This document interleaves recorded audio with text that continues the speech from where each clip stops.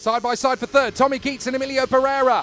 And that's Pereira chopping across on Tommy Keats and trying to go right round the outside. Oh, they've clattered into each other, and Tommy Keats is the one who goes down. So unfortunate for Tommy Keats. It's just a racing incident between the two riders there. Just the slightest love tap of fairings, and it just unsettles the bike completely. Styles, by the way, managed to get through on Dilks in the same moment. We were so busy watching Keats and Pereira. Look at Pereira round the outside. He's got acceleration. Keats doesn't realise. Down he goes and out of this race. But now we know he's going to be a real threat for race 2. Welcome back to Teesside Autodrome. Our next class up is the Mini GP 160/50 races. Now, the first race actually ended in disaster for Hudson Cooper, who was chasing after that man again, Tyler Humphries. Parker Cesari was also in the mix. Cesari would retire from the race, and so too would Hudson Cooper in the most dramatic circumstances possible. Here's what happened along the Bob Pope Straight. Tyler Humphries is leading, Hudson Cooper is chasing him down, they go into wiggles, right, left, and look, the bike just washes out completely. Exit, stage right.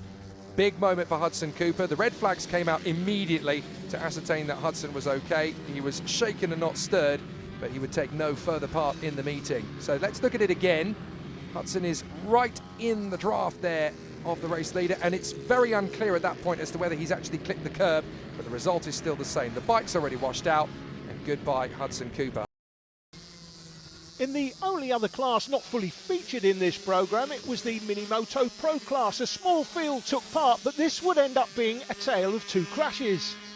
Effectively, the Caleb Ratcliffe story here in second place, going down on the low side through hairpin 2. You can see he's absolutely distraught. Now, you might be wondering, why is he not picking the bike up and getting on with it? That's a rule in the championship. It's a safety rule. Riders in the junior classes cannot get back on the bike. The bike has to be scrutineered and the rider has to be checked out by the medics first. This is the replay. Fairly low speed crash and on the low side, so no real damage done, just disappointment for the rider. These Minimoto Pro bikes around 10 horsepower, but they will do something like 50, maybe 50 plus miles per hour on a long straight. Now, as they came through towards the end of the first lap, this is where the incident took place. Again, Kalen in second. Big tank slapper goes down.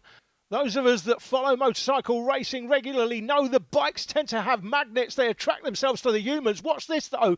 The bike off the tyres bounces back over him. And fortunately, Kalen is okay in the end.